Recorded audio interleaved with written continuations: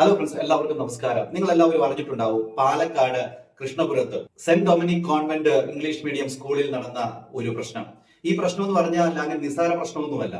ആ സ്കൂളിൽ പഠിച്ചിരുന്ന 9ാം ക്ലാസ്സിൽ പഠിച്ചിരുന്ന ഒരു പെൺകുട്ടി, ആ പെൺകുട്ടിയുടെ ജീവൻ നശിപ്പിച്ചിരിക്കുകയാണ്, സ്വയം നശിപ്പിച്ചിരിക്കുകയാണ്. അതിനുള്ള കാരണം ഈ പറയുന്ന സ്കൂൾ അധികൃതർ തന്നെയാണ്. ആ കുട്ടിയോട് കാണിച്ച വളരെ മോശമായിട്ടുള്ള ഒരു പെരുമാറ്റം കൊണ്ട് തന്നെയാണ് ആ കുട്ടിയുടെ ജീവിതം അവസാനിപ്പിച്ചത്. ഈ പെൺകുട്ടി സ്കൂൾ കഴിഞ്ഞ് സ്വന്തം വീട്ടിൽ ചെന്ന് 2ാമത്തെ നിലയിലാണ് ഈ ഒരു പരിപാടി ചെയ്തത്. എന്തുവായാലും വളരെ വിഷമം തരുന്ന ഒരു വാർത്തയാണ്. അത് മാത്രമല്ല, ഈ ഒരു വിഷയവുമായി ബന്ധപ്പെട്ട് ആ സ്കൂളിൽ വലിയ പ്രശ്നങ്ങളാണ് നടന്നുകൊണ്ടിരിക്കുന്നത്. പൂർവ്വ വിദ്യാർത്ഥികളും അവിടെയുള്ള വിദ്യാർത്ഥികളും അതോടൊപ്പം തന്നെ രക്ഷിതാക്കളും എല്ലാം മറ്റേ രാഷ്ട്രീയ പാർട്ടികളും എല്ലാം കൂടെ ചേർന്നുകൊണ്ടാണ് ആ ഒരു സ്കൂളിന് നേരെ പ്രതിഷേധമായി എത്തിയിരിക്കുന്നത്. ഇതൊരിക്കലും നമുക്ക് അങ്ങോട്ട് അംഗീകരിച്ചു കൊടുക്കാനായിട്ട് പറ്റത്തില്ല. നമ്മളൊക്കെ പഠിച്ച കാലത്ത് ഉണ്ടായിരുന്ന സംഭവം ഇപ്പോഴും നിലനിൽക്കുകയാണ്. നമ്മളൊക്കെ പഠിക്കുന്ന സമയത്തും ഇതുണ്ടായിരുന്നു, ഡീഗ്രേഡിങ്. അതായത് ഇപ്പൊ നമ്മള് ഇച്ചിരി മാർക്ക് കുറഞ്ഞു പോയി കഴിഞ്ഞാൽ നമ്മളെ കൊണ്ടുവന്ന് വേറെ ഡിവിഷനിൽ ഇരുത്തുക, അതോടൊപ്പം തന്നെ നമ്മൾ ജയിച്ചു വന്നാലും നമ്മളെ അവിടെ നിന്ന് തോൽപ്പിച്ചിട്ട് പിന്നെ അവിടോട്ട് തന്നെ ഇരുത്തുക. ഈ ഒരു സംവിധാനം മുമ്പുണ്ടായിരുന്നു. അപ്പോൾ ഈ ഒരു സംവിധാനം തന്നെ ഇപ്പോഴും നടത്തിക്കൊണ്ടിരിക്കുകയാണ്. ചില നമുക്ക് വിദ്യാഭ്യാസത്തിൽ വലിയ 100ൽ 100 കിട്ടണം എന്ന് പറയുന്ന സ്കൂൾക്കാർ. അങ്ങനത്തെ ഒരു സ്കൂളാണ് ഈ പറയുന്ന സെന്റ് ഡൊമിനിക് സ്കൂൾ. ഇവിടെ ഇതേ ഒരു സംഭവമാണ് നടന്നിരിക്കുന്നത്. ഇവിടെ ഈ പറയുന്ന ആശീർനാഥ് എന്ന് പറയുന്ന ഈ കുട്ടി 8ാം ക്ലാസ്സിൽ ജയിച്ചൊരു കുട്ടിയാണ്. മാത്സിന് 1.5 മാർക്ക് മാത്രം കുറവ്. എന്നിട്ട് ഈ പെൺകുട്ടി ജയിച്ചിട്ട് 9ാം ക്ലാസ്സിൽ 2 മാസമാവുകയും ബെഞ്ചിലിരുന്നു. എന്നിട്ട് ഈ പെൺകുട്ടി ഏറെ കയ്യിൽ നിന്ന് എഴുതി മേടിച്ചിട്ട് ഈ പെൺകുട്ടിയെ തിരിച്ച് 8ലേക്ക് അങ്ങോട്ട് ഇരുത്തുമെന്ന് പറഞ്ഞുകൊണ്ട് ഭീഷണിപ്പെടുത്തുകയും അങ്ങനെയൊക്കെ ചെയ്തു. അങ്ങനെയൊക്കെ ചെയ്ത സമയത്ത് ഈ കുട്ടിക്ക് മാനസികമായിട്ട് ബുദ്ധിമുട്ടുണ്ടായി.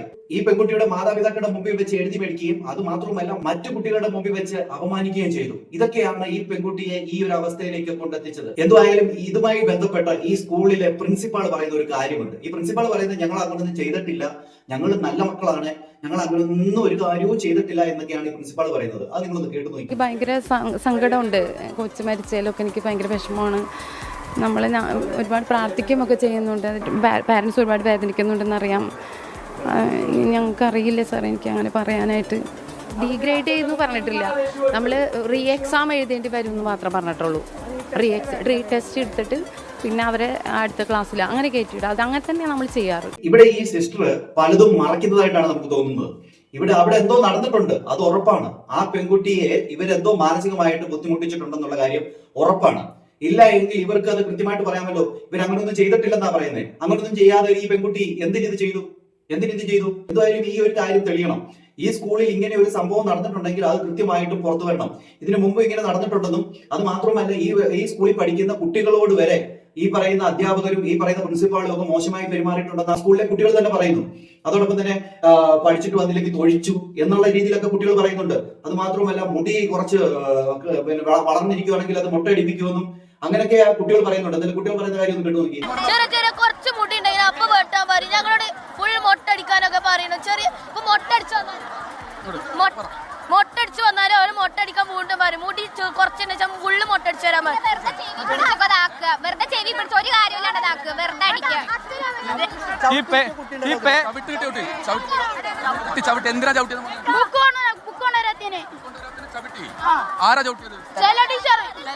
ഇതാണ് പറയാനുള്ളത്. വലിയ തോതിലുള്ള പ്രതിഷേധം ഒരു ഭാഗത്ത് നടക്കുന്നുണ്ട്. എന്തായാലും രക്ഷിതാക്കളും വിദ്യാർത്ഥികളും കുട്ടി മരിച്ചത് മിനിഞ്ഞാന്നാണ്. അവർ ഈ ഒരു സ്കൂളിലെ പോലും ആ ഗ്രൂപ്പിനകത്ത് ഒരു അനുശോചനം അവർ ഇതുവരെ അറിയിച്ചിട്ടില്ല. ഇപ്പോൾ 1 മണിക്കൂർ മുന്നേ വന്ന അനുശോചനമാണ് ഇത് നിങ്ങളിത് കാണിക്കണം. ഇത് അനുശോചനമല്ല. ഫസ്റ്റ് 4 പേര് അനുശോചനം, ബാക്കിയുള്ള പാരഗ്രാഫ് ഭീഷണിയാണ്. അതായത് ഇതിലേക്ക് ആരെങ്കിലും ഇതൊന്നും നിങ്ങളോട് കുട്ടികൾ പറഞ്ഞിട്ടുണ്ടായിരുന്നില്ല? ഇല്ല, പറയുന്നുണ്ട്. ഞങ്ങളിവിടെ ചോദിക്കുന്നുണ്ട്. ഇവിടുത്തെ PTA മീറ്റിംഗ് ഞങ്ങളിവിടെ സംസാരിക്കും. ഞാൻ ചോദിക്കുന്നത്, ഈ കുട്ടിയുടെ ക്ലാസ്സിൽ പഠിക്കുന്ന കുട്ടികളുണ്ടല്ലോ, വല്ലാത്ത തോതിൽ ടോർച്ചർ ചെയ്തിട്ടുണ്ടായിരുന്നോ? ആവശ്യമില്ലാണ്ടൊക്കെ വന്നിട്ട് ഇതാക്കുക, പിന്നെ ചെവി പിടിക്കുക, പിന്നെ മറ്റുള്ളവരെ കുട്ടികളുടെ മുമ്പിൽ ഉപദ്രവിക്കുന്നുണ്ടോ? വെറുതെ ഞാൻ ഒരു ദിവസം നോട്ട് എഴുതിയില്ല പറഞ്ഞ എന്റെ ഫ്രണ്ട്സിനൊക്കെ ചെവിയിലൊക്കെ നുള്ളി അടിക്കും. നന്ദയ്ക്ക് ഉണ്ടായിരുന്നോ? അവളപ്പം മറ്റേ ക്ലാസ്സിലായിരുന്നു. ഓളെ ക്ലാസ്സിൽ നിന്ന് കളിയാക്കി, ഈ കുട്ടികൾ പറയുന്ന അനുസരിച്ച് ഈ കുട്ടികൾക്ക് നല്ല രീതിയിലുള്ള ടോർച്ചറോ ആ സ്കൂളിൽ നിന്ന് കിട്ടിയിട്ടുണ്ടെന്നാണ് പറയുന്നത്. എന്തുവായാലും ഈ ഒരു സമ്പ്രദായമൊക്കെ, അതായത് ഡിവിഷൻ മാറ്റിയിരുത്തുക, അവരുടെ സ്കൂളിന്റെ ക്രെഡിബിലിറ്റിയെ ബാധിക്കും. ഒരു വിദ്യാർത്ഥി തോറ്റു കഴിഞ്ഞാല് അതുകൊണ്ട് തന്നെ കുറച്ച് പഠിക്കാൻ വീക്കായിട്ടുള്ള പിള്ളേരെ മറ്റുള്ളവരുടെ മുമ്പിൽ പുറകിലത്തെ ബെഞ്ചിൽ ഇരുത്തുക. നമ്മളെയൊക്കെ കുറെ പുറകിലത്തെ ബെഞ്ചിലൊക്കെ ഇരുത്തിയിട്ടുണ്ട്. അതുകൊണ്ടൊപ്പം തന്നെ മറ്റേ ഡിവിഷൻ മാറ്റി ഇരുത്തിയിട്ടുണ്ട്. അങ്ങനെ അങ്ങനെ എന്റെ കൂടെ പഠിച്ച പലരെയും അങ്ങനെയൊക്കെ ചെറിയ ഇരുത്തിയിട്ടുണ്ട്. അന്നൊക്കെ നമുക്ക് വിഷമം തോന്നും. പക്ഷെ അന്നൊക്കെ ഇങ്ങനെ ഒരു പുറത്തു വന്ന് പറയാനോ അല്ലെങ്കിൽ അതിനുള്ള ഒരു സാഹചര്യമൊന്നും നമുക്കില്ലായിരുന്നു. മറ്റുള്ളവരുടെ മുമ്പിൽ നമ്മളെ ഒരുമാതിരി താഴ്ത്തി കെട്ടുന്ന ടീച്ചർമാരുണ്ടായിരുന്നു അന്നും. ഇന്നും ആ ഒരു സമ്പ്രദായം നടന്നുകൊണ്ടിരിക്കുകയാണ്. കുട്ടികൾക്കൊക്കെ മാനസികമായിട്ട് അതൊരു വലിയ വിഷമം ഉണ്ടാക്കുന്ന കാര്യം തന്നെയാണ്. ഇതിൽ നിന്നൊക്കെ ഒരു മാറ്റം വരണം. മാറ്റം വന്നേ പറ്റത്തുള്ളൂ. ഇവിടെ ഈ പറഞ്ഞ ആശീർവാദം എന്ന് പറയുന്ന കൊച്ചിന്റെ ജീവിതം നഷ്ടപ്പെടുത്തിയിട്ട് ഈ പറയുന്ന സ്കൂള് എത്ര പേര് നേടിയിട്ടൊന്നും ഒരു കാര്യവുമില്ല. ഈ കുട്ടിയുടെ കയ്യിൽ നിന്ന് എഴുതി മേടിച്ചിട്ട് ഈ കുട്ടിയെ ഭീഷണിപ്പെടുത്തുകയാണ്. നീ ഇനി ഒരു വട്ടം തോറ്റാൽ, അത് ഈ കൊച്ചു ജയിച്ചതാണ്, 1.5 മാർക്കിന്റെ കുറവേ ഉള്ളൂ. എന്നിട്ട് ഈ കൊച്ചു ജയിച്ച് 9ാം ക്ലാസ്സിൽ 2 മാസം ഇരുന്നിട്ട് ഈ പെൺകുട്ടിയെ പിന്നെയും തിരിച്ച് 8ലേക്ക് ഇരുത്തുവെന്നും അത് എഴുതി മേടിച്ച് ആ കൊച്ചിനെ മറ്റു വിദ്യാർത്ഥികളുടെ മുമ്പിൽ ഒരു അപമാനിക്കുന്ന രീതിയിലും അതോടൊപ്പം തന്നെ രക്ഷിതാക്കളുടെ മുമ്പിൽ ഇരുത്തിക്കൊണ്ട്, ഇതൊക്കെ എന്താണ്? ഒരു മാതൃകാ വിദ്യാഭ്യാസത്തിൽ കാര്യങ്ങൾ പോകണം. ഇനിയുള്ള കാലമേലും കുട്ടികൾക്ക് കാര്യങ്ങൾ പറഞ്ഞ് മനസ്സിലാക്കി അങ്ങനെയൊക്കെ കൊണ്ടുപോകേണ്ടത്. ഇതൊക്കെ എന്താണ്? പിന്നെ ഇങ്ങനെയൊക്കെ ഒരു തീരുമാനം എടുക്കാൻ പോകുന്ന കുട്ടികളോട് പറയുകയാണ്, ഇതിന്റെ ഒന്നും ആവശ്യമില്ല. തോറ്റാ തോക്കട്ടെ, ഒരു ക്ലാസ് കൂടെ തോക്കുന്നല്ലേ ഉള്ളൂ. അവിടെ നിങ്ങൾ ഒന്നുകൂടെ പഠിച്ച് നിങ്ങൾ കയറി വരൂ. അല്ലാതെ മറ്റുള്ളവരുടെ മുമ്പിൽ മറ്റുള്ളവർ കളിയാക്കുന്നു എന്ന് പറഞ്ഞുകൊണ്ട് നിങ്ങൾ ഒരിക്കലും അത് നിങ്ങളുടെ ജീവിതം നശിപ്പിച്ച് കളയരുത്. നശിപ്പിക്കാനുള്ളതല്ല, തീനൽ പക്ഷിയെ പോലെ പറന്നു ഉയരാനുള്ളതാണ് നിങ്ങളുടെ ജീവിതം. കളിയാക്കുന്നവരുടെ മുമ്പിൽ നമ്മൾ ഉയർന്നു നിൽക്കണം. അതിനുള്ള ആർജവം നിങ്ങൾ നേടണം. എന്നെയൊക്കെ ഒത്തിരി കളിയാക്കിയിട്ടുണ്ട്, ഒത്തിരി പിള്ളേരുടെ മുമ്പിൽ നിർത്തിക്കൊണ്ട് അടിച്ചിട്ടുണ്ട്. അതോടൊപ്പം തന്നെ കൊണ്ടുവന്ന് പുറകിലത്തെ വെച്ചിലൊക്കെ ഇരുത്തിയിട്ടുണ്ട്. ഇന്നൊക്കെ അവര് നമ്മളെ നോക്കുമ്പം കുഴപ്പമില്ലല്ലോ, ഇവനെ ഞാൻ പുറകിലെ വെഞ്ചിൽ ഇരുത്തിയതാണല്ലോ. അത് അങ്ങനെയാണ്. നമുക്കെന്ത് പറയുന്നത്, നമുക്ക് വരച്ചിട്ടുള്ളതും നമ്മളെ സൃഷ്ടിച്ചിട്ടുള്ളതും ദൈവമല്ലേ. ദൈവത്തിനറിയാം നമ്മുടെ ബുദ്ധി എത്രമാത്രം ഉണ്ടെന്നും ഏത് ലെവലിൽ നമ്മൾ രക്ഷപ്പെടണമെന്നുള്ളതൊക്കെ. അതുകൊണ്ട് അവർ നിശ്ചയിക്കുന്നതല്ല, ഈ ടീച്ചർമാർ നിശ്ചയിക്കുന്ന രീതിയിലല്ല കാര്യങ്ങളും. അവരൊക്കെ അന്ന് മുമ്പിലത്തെ ബെഞ്ചിൽ ഇരുത്തിയിട്ടുള്ള പലരും വേറെ ഒന്നുമില്ലായ്മയിലായി പോയിട്ടുണ്ട്. അവർ പുറകിലത്തെ ബെഞ്ചിൽ ഇരുത്തിയിട്ടുള്ളവർ പലരും ഇന്ന് നല്ല ലെവലിലായിട്ടുണ്ട്. അതുകൊണ്ട് തന്നെ നിങ്ങൾ ഇങ്ങനത്തെ തെറ്റായിട്ടുള്ള തീരുമാനങ്ങളൊന്നും എടുക്കാതിരിക്കുക എന്നാണ് എനിക്ക് പറയാനുള്ളത്. ഇവിടെ ഈ പറയുന്ന അധ്യാപകരെ മാത്രം നമുക്ക് കുറ്റപ്പെടുത്താൻ പറ്റത്തില്ല. പേരൻസിന്റെ കയ്യിലും ഉണ്ട് തെറ്റ്. കാരണം ഈ പറയുന്ന കുഞ്ഞുങ്ങൾക്ക് എടുക്കാവുന്ന ഒരു ഭാരമുണ്ട്. അത് മാത്രം അതുങ്ങളുടെ തലയിലോട്ട് വെക്കണം. ഇതല്ല, അവിടെ പോയി കഴിഞ്ഞാൽ CBSE, ICSE അന്ന് പറഞ്ഞുകൊണ്ട് സ്റ്റേറ്റ് സിലബസ്, സെൻട്രൽ സിലബസ് എന്ന് പറഞ്ഞുകൊണ്ട് അങ്ങ് പിള്ളേരായിട്ട് അങ്ങ് നരകിപ്പിക്കുകയല്ലേ. ഇംഗ്ലീഷ് പഠിക്കടാ, അത് പഠിക്കടാ, ഇട്ട് പഠിക്കടാ, അവിടുത്തെ കൊച്ചുങ്ങളെ നോക്കി പഠിക്കടാ, ഇവിടുത്തെ കൊച്ചുങ്ങളെ നോക്കി പഠിക്കടാ എന്നൊക്കെ പറഞ്ഞുകൊണ്ട് പിള്ളേരെ ടോർച്ചർ ചെയ്യും. ഇതൊക്കെ ഒന്ന് അവസാനിപ്പിക്കണം.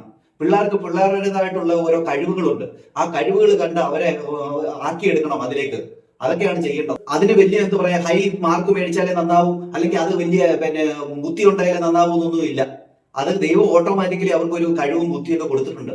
അതുകൊണ്ട് തന്നെ അവർക്ക് അത് പെട്ടെന്ന് തന്നെ ഗ്രഹിച്ചെടുക്കാനുള്ള കഴിവുമുണ്ട്. എന്താണ് പ്രേക്ഷകരെ നിങ്ങൾക്ക് തോന്നുന്നത്? നിങ്ങളുടെ അഭിപ്രായവും നിർദ്ദേശങ്ങളും മസ്റ്റായും കമന്റ് ചെയ്യുക. ആദ്യമായിട്ടാണ് നിങ്ങൾ ചാനൽ കാണുന്നതെങ്കിൽ ചാനൽ സബ്സ്ക്രൈബ് ചെയ്യാനും മറക്കരുത്.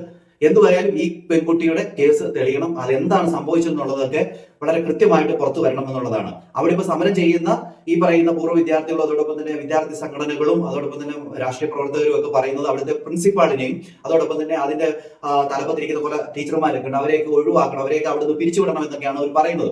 മുമ്പൊക്കെ ഈ സ്കൂൾ നല്ല രീതിയിൽ ആയിരുന്നു നടന്നിരുന്നതൊക്കെ അവർ പറയുന്നുണ്ട്.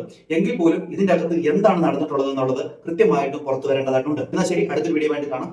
Good bye.